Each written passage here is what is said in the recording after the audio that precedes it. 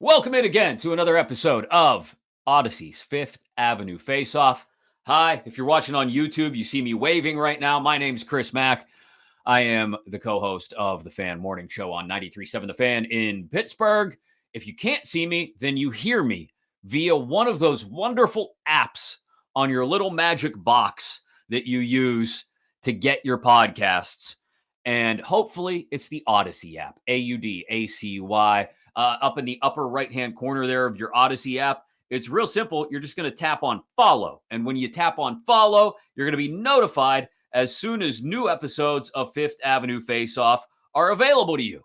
And then you can go in there and you can listen. It's very magical. Here, I'll show you. This, again, for those of you watching, this is how you do that. Look, I'm holding it up. For those of you on YouTube, you can see that in Fifth Avenue Face-Off, I'm just going to go up there. Up. I'm bad at tapping when I'm showing. Tap. Tap.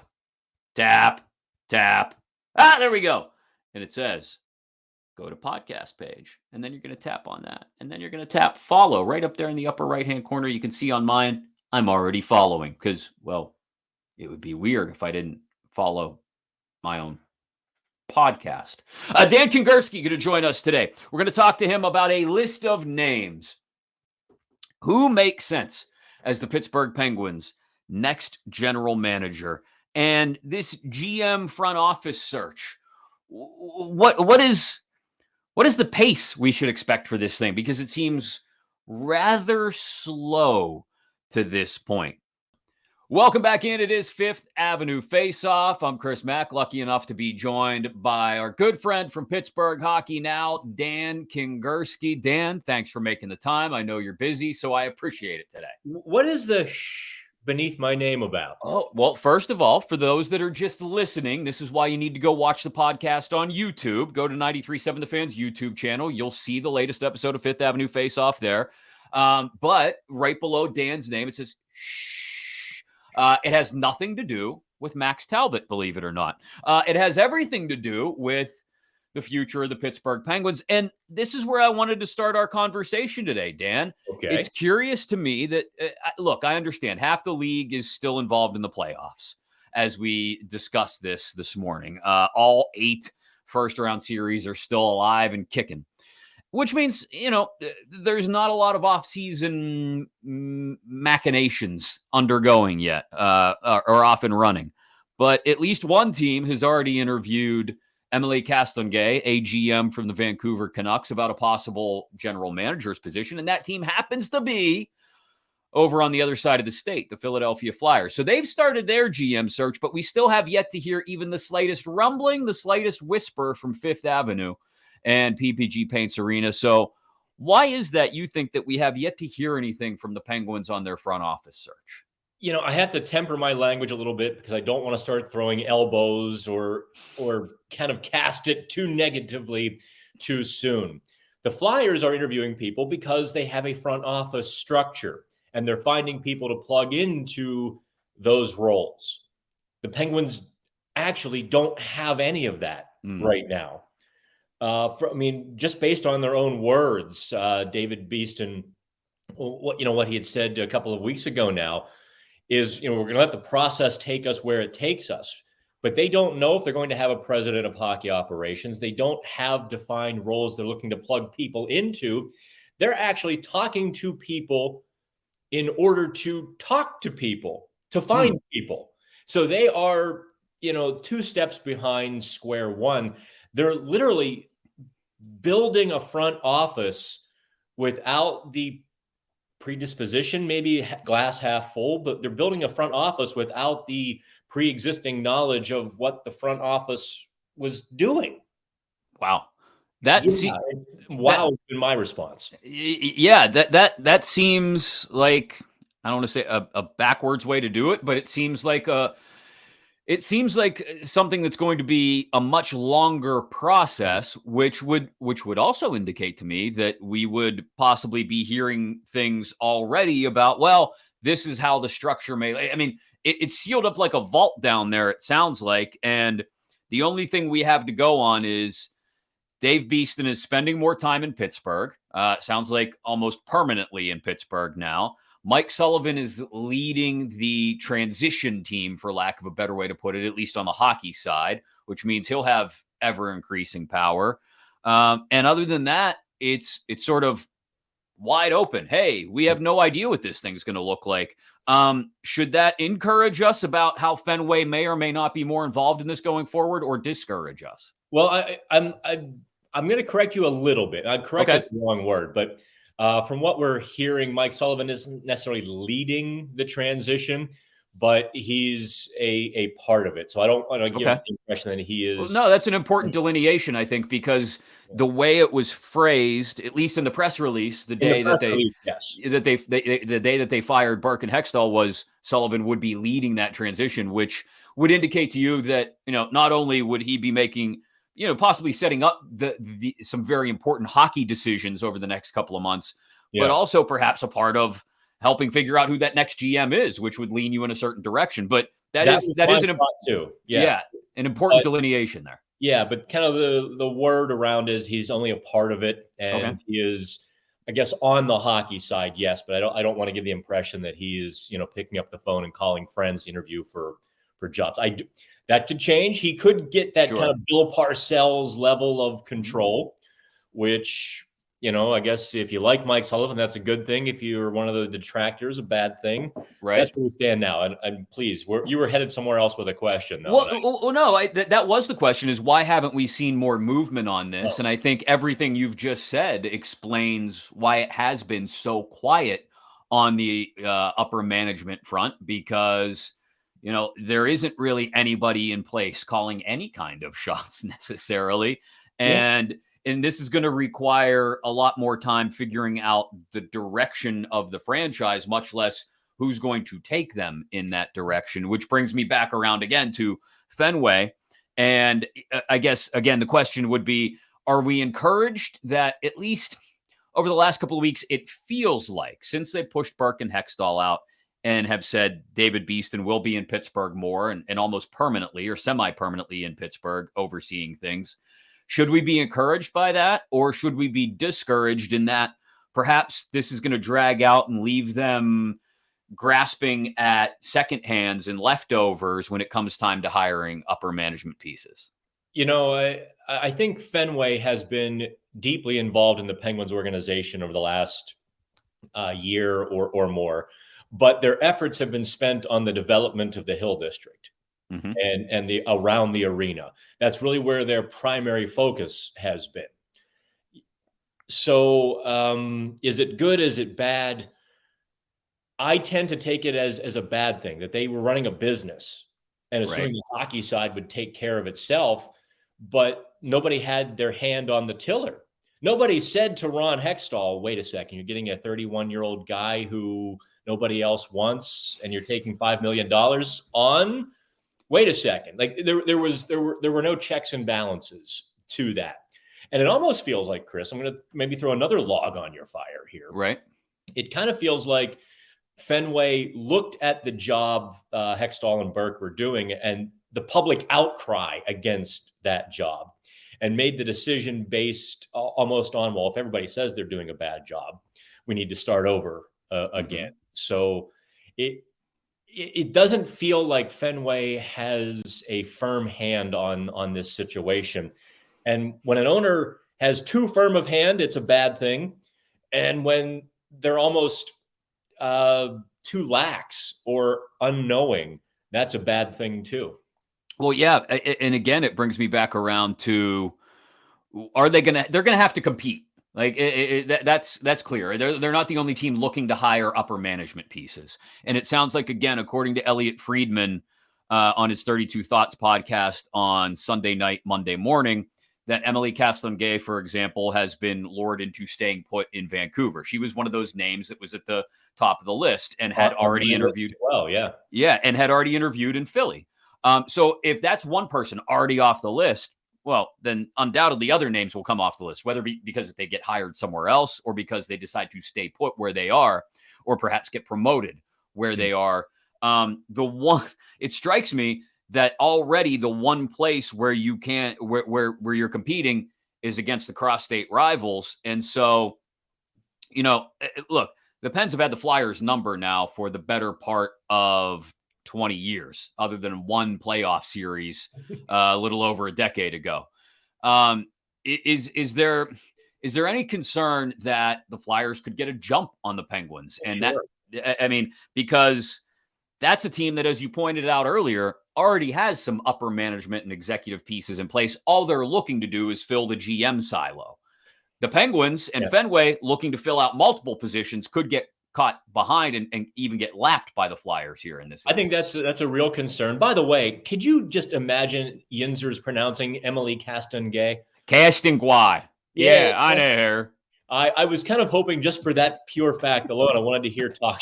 I wanted to hear people call your show that Emily Castonguay. She.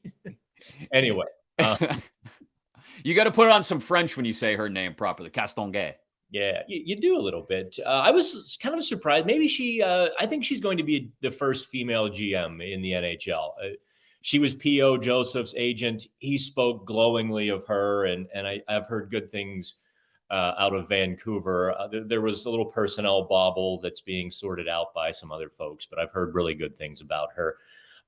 Some hockey folks are tossing names out, and I think, Chris, the Flyers' job is probably a little bit more attractive to a prospective GM than the Penguins' job, because you're handcuffed with the Penguins' job, right? Mm-hmm. You have to find a way to get rid of old salaries while keeping 3 players in their soon-to-be later 30s, no prospects to really speak of.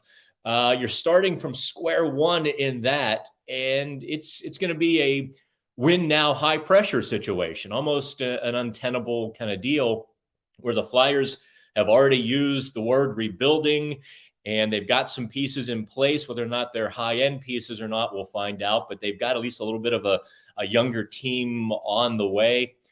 If it wasn't the Flyers, I think it might be more attractive to me too. Good call. All right, so we've got one name we've already thrown out there early on here. So let's run through some names, because I know you've got names at the top of your mind. I know Dave Molinari from Pittsburgh Hockey Now has thrown out names as well. People have already started speculating about who makes sense. Let's start with a guy I mentioned earlier. Mike Sullivan is a part of this going forward. He's still got a contract that keeps him tied to the Pittsburgh Penguins for the next several years. And one of the guys that you say checks all the boxes, one of the people, I should say, is Steve Greeley in the Dallas Stars organization. And part of understanding why they may not have talked to him yet is because A, they don't have the front office in place, but then B, the Stars are still involved in the playoffs. So explain to people why Greeley makes sense. Well, he is an analytics guy, maybe at heart, but also has been a scout and an AGM worrying about actual players. As the director of scouting in Buffalo and then handling the last 2 Dallas Stars drafts, he got A+ in all 3. So he's been a really good guy at the draft table, which is something the Penguins sorely need. And you have to think, if he's good at the draft table, he knows some scouts to bring in. I think the Penguins organization has been lacking in that for a handful of years too, really. If you look at their 2019 draft, they grabbed a couple players who I don't think are ever going to make an impact in the NHL. And I have to wonder what the scouts saw or didn't see. These players have some big flaws. So I really like Steve Greeley for the draft table knowledge, for the analytics, kind of the forward thinking. He combines those two. And he and Mike Sullivan come from the same bloodline. They're Boston guys from Boston. There you go. They've got David Quinn in common. Greeley was an assistant coach under Quinn at Boston U. And I'm told, there's a pre-existing relationship there with Sullivan as well. That's interesting to me because that fits what I think a lot of us suspect Fenway may want to do if it follows what they've done with the Red Sox, what they've done with Liverpool, is someone young and analytically minded who's going to look for new and innovative strategies via those analytics. But that also makes me wonder about the role of a president of hockey ops in this future front office, which would lean us in the direction of, I hate to just categorize people as old boys club, but generally anybody that's been around the league for more than 10 years and is well connected throughout the league. I'm going to just throw that blanket term over them. And that includes Mike Gillis, who is a dark horse you discussed at Pittsburgh Hockey Now. Why does, despite an up and down tenure in Vancouver, why does Mike Gillis make sense? Well, that would be a dark horse candidate, a guy who kind of came from the agent's chair to the Vancouver Canucks GM's chair. He's been involved in the back rooms of a lot of negotiations between the NHL, the NHLPA, and he was up for the director's job last month that went to, I forget his name now, the former Boston mayor. Anyway, the guy who oversaw the big dig. Let's make him the players' union rep. It all comes back to Boston somehow eventually. It kind of does. Boston is, I think, firmly beaten Minnesota as the capital of U.S. hockey. They vanquished them finally. Because Gillis, I think, did a lot of good things in Vancouver. He did draft well. He figured out how to build a team around the Sedins in their 30s without mortgaging his future. He had a meddling owner that gave Roberto Luongo a 12-year contract at, a bit too much money, which hamstrung them. He did make some mistakes, like he traded Corey Schneider to New Jersey for a first-round pick. That first-round pick, by the way, was Bo Horvat. Well, that worked out then, I guess, in the end. Well, at least worked out for a little while. It worked out for a little while, but he forgot to replace Corey Schneider in goal. So Vancouver fell apart very quickly. Fans got mad, owner got mad, and he was gone. But if you look at his body of work, I thought he deserved another shot at the GM's chair. If he wants, people are look, Chris, you call up someone and say, hey, would you be interested in that job? Or, nobody wants to be on record as saying, yes, I would be interested in it, because then if you don't get it, you look stupid, or you don't want to put pressure on a prospective employer. So the fact that his name hasn't necessarily been leaked isn't a bad omen or a harbinger against him. It's a long shot. That's why I made him a dark horse. Yeah. So Gillis, you mentioned as the dark horse. We talk about Greeley having the connections to Sullivan and around the league, for that matter, and being a bit of a fast rising star where he's at. We talked about Castonguay and where she sits, whether it's remaining in Vancouver or perhaps interviewing for a couple more jobs. And then you've got the wild card option, John Chayka, who seemed to be on the right path in Arizona, and then seemingly remembered that it was Arizona. Yeah, it's interesting, right? Because, he engendered a lot of ill will out of Arizona. The organization put out a press release that basically, buried him, which is abnormal. And afterwards, the Devils owners who were courting him for like some president of sports role that would have been the Devils, the Mets, and everything else that they were, had their hands in, they backed off of him too. I tend to think, I like the way you phrased it. He remembered he was in Arizona and was never going to win in Arizona. Right. Maybe a little bit immature. He was 26 when he got the job, like 29 when he got fired. Maybe he was a little stupid. With a bit of forgiveness and a bit of contrition, he's a really bright guy who knew what he was doing, even with the Arizona Coyotes. So to me, he'd be worth a conversation, if nothing else.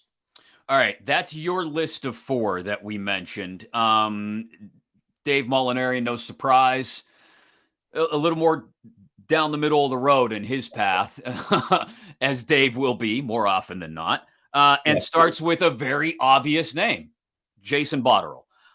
This is one that I think as soon as before even people knew that Hextall and Burke were going to be relieved of their duties, one of the top names that came to mind, Jason Botterill, Penguin connections, perhaps didn't get all the resources he needed afforded to him. Some people would say he just didn't do well in Buffalo, but for whatever reason, here he is with perhaps an opportunity and might end up with the job that a lot of people thought he was going to end up with anyway a few years ago when it seemed like Jim Rutherford was ready to start winding down. Yeah, if they'd given Jason Botterill 2 more years in Buffalo, he would be a god up there.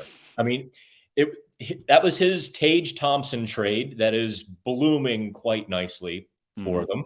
Rasmus Dahlin was actually Jason Botterill and Steve Greeley. That draft with Casey Middlestat was also a Jason Botterill pick, and Shell Samuelson's son. They Oh, yeah. 32nd overall pick, which some people are like, oh, that's an interesting. And he's played 109 NHL games to this point. So yeah, the knock on Botterill is kind of personal. Maybe he's not going to be the most aggressive GM, and the Penguins probably need somebody to come in with a little bit of a wrecking ball approach and be aggressive and be a big leader. If that's what they decide they want, I don't know that Botterill is that guy. But they want a smart hockey guy who seems to make some good moves. Jason Botterill has a pretty good track record. So let's keep it along those lines then and talk about another guy who does have some Pittsburgh ties anyway, Dan McKinnon, who has ties to Ray Shiro's administration here in Pittsburgh. It's another guy who I don't think the average Pittsburgh sports fan, other than maybe hearing the name McKinnon, goes, "Oh, I know that name," but not really understanding more than that. Why does Dan McKinnon perhaps make sense if Fenway is looking for someone with some level of attachment, maybe to the Penguins organization in the past? Well, he does have a pretty good resume, and you're right. He is not a well-known name. Even some of the hockey people I talked to didn't bring him up. As a matter of course, someone obviously did to Dave, but a guy who has pro scouting experience, assistant general manager experience, and some vice president of hockey ops experience.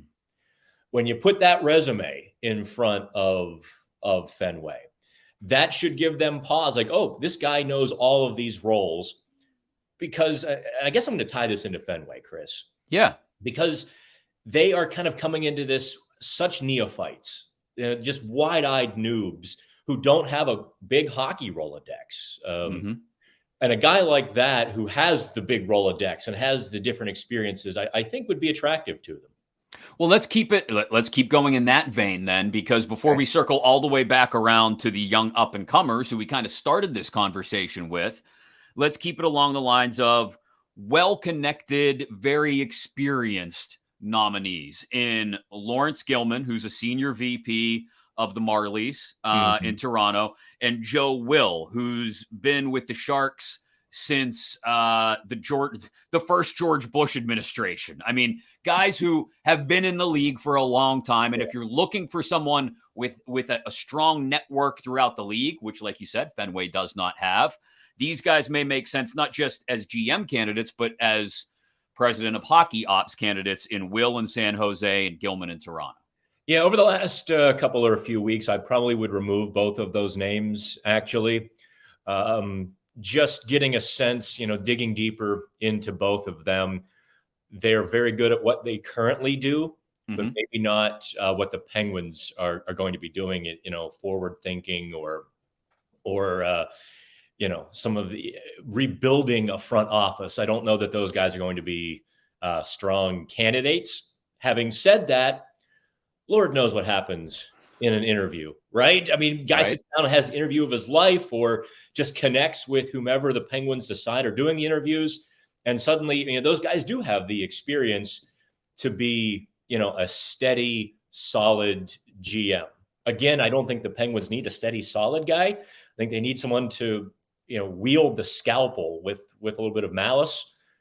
But, if they want to stay the course for a little while longer and pick at the edges, those guys would do pretty well. Well, that brings me to the next line of questioning then. Before I get to names like Ryan Martin, AGM with the Rangers, or Paul Krapelka, let's talk about what the structure of this is going to look like. Is it simply a GM? Or, like you said, with the entire front office looking at overhaul, would it make sense then to think about a more experienced, this is a terrible way to put it, worldly, someone with that deep network. They've been all the way to Saskatchewan, yeah. Yeah, with that deep network of contacts around the league to be a, president of hockey ops, much like I'll compare it to the Brian Burke role. Brian Burke was going to be the one who was picking up the phone and talking to people in many cases. Ron Hextall was going to hide in his office and watch tape. And granted, they want to go in a different direction with the GM. And I'll bring up Brian Martin and Paul Kropelka here as a part of this conversation. They want to go with younger candidates who are more forward thinking than Hextall was, but still have that strong leadership voice or hand who can pick up a phone and call in a David Poile. I know Poile's retiring, but I'm using his name as an example because he's similarly experienced. Pick up the phone and call a David Poile and say, hey, Dave, we got to work a deal here. I got this. I'm willing to do. What do you got for me? When this GM may be younger, less experienced, and instead of picking up the phone and working it, maybe I don't want to say stuck in a spreadsheet, but looking at it from that perspective and not necessarily knowing what's going on around the rest of the league. That sounds like it's Jim Rutherford you're describing. Yeah, I mean, having that experienced hand who helps oversee the GM who is maybe in their first GM's gig and trying to bring analytics into the front office, but also learning their way of working with those contacts around the league. There's a good case to be made for that kind of person to be in the president's role. I think we have to turn the page, or I think the Penguins have to turn the page, though, would be my opinion. You might kind of wear it for a couple of years. Mm-hmm. You might not get the results you want, but I think the organization has to begin to look to the future and where things are going. They had the run. I mean, you don't get Crosby and Malkin together twice in a row. That doesn't happen again. Especially after Mario and Jágr. So the hockey gods are going to extract a little bit of penance here from the organization.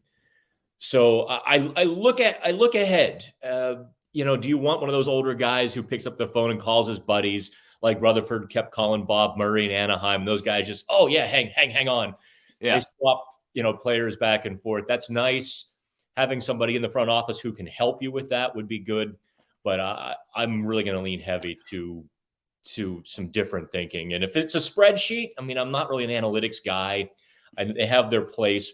Mm-hmm. People who rely too heavily on them, I think oftentimes wind up realizing Jeff Carter was sixth in faceoffs. That's a hell of a point.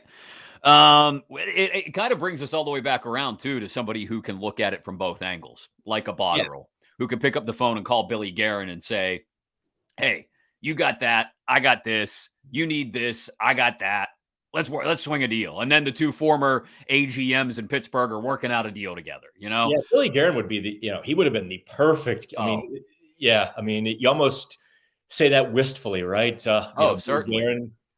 Yeah. That's it's going to be something to watch how this now moves forward. And I guess that's where I'll leave the conversation with you, Dan, is when should we expect movement? I started asking you, why haven't we heard anything yet? And you bring up a lot of good reasons, because they don't have a front office structure decided on yet, let alone who they're going to hire for the front office structure. But very quickly, April is going to turn into May. Yeah. And very quickly, the conference finals and the Stanley Cup final are going to be upon us. And before you know it, we're going to look up. We're going to be talking about award ceremonies and a draft. And this is going to have to all be in place. And I would like to believe that they'd have it in place in time to take, granted, it's a skeleton staff that's still in place right now, but take the intelligence gleaned by that skeleton staff, marry it with whoever has come in and taken the gig or gigs, and build a draft strategy, and then build an off-season strategy, and understand what it's going to take come July 1st, post-draft, to rebuild this thing on the fly around the big three. But the longer we wait for the process to even get started, the longer it feels like we're going to have to wait for that process to find some clarity. So when should we expect to see some sort of, I'm not even asking for the puff of white smoke from Kevin Ackland's office. All I'm asking for is a rumbling, a rumor, an interview, something. When should we expect something? I would have to think in a couple of weeks. they should have at least an idea of what happened, what went wrong, what they can improve, and from there begin to identify qualities and traits. And by the way, before you let me go, just realize that Ron Hextall's son and Chris Pryor's son are the skeleton staff left for the draft. I thought I would just kind of dump that and leave and see ya. Head and hands, I thank you for throwing the match on the bucket of kerosene as you walk out the door, Dan. I appreciate that. Cheers. Great stuff. I appreciate it as always. Dan Kingerski of Pittsburgh Hockey Now with some insight on where this search is going to go. Again, PGH Hockey Now. That's where you go on Twitter, on all your social medias, and of course, online as well to get the latest from Dan, Dave Molinari, Shelly Anderson, and his entire staff who will have this search blanketed for you throughout hopefully just the remainder of the spring. And by the official start of summer, we've got something concrete we can talk about. And we'll get back together then, Dan. How's that sound? Yeah, if you're lucky. Dan Kingerski. Thanks again, Dan. Have fun, man. Great stuff from Pittsburgh Hockey Now's Dan Kingerski. As I mentioned, his website doing a great job of keeping people up to date on the Penguins offseason, while still keeping you up to date on what's going on around the Stanley Cup playoffs as well through his Hockey Now affiliates across the league. But for Pens fans, most importantly, it's about how this GM search is going to progress and when and if the front office search in general is going to get started. Hopefully soon. We'll keep you up to date on it right here on Fifth Avenue Faceoff. Be sure to follow the podcast inside your Odyssey app, AUDACY, or wherever you get your podcasts. Subscribe, download, rate, review. We appreciate you doing all of it. And next time, Dave Damashek will give us the fans' point of view on Fifth Avenue Faceoff. We always welcome feedback, not just via your favorite podcasting app, but via emails as well. Chris.mack, M-A-C-K, @odyssey.com. You got questions for the show as well. You want addressed Chris.mack @odyssey.com. Thanks again to Dan Kingerski. And we'll catch you next time on another edition of Fifth Avenue Faceoff.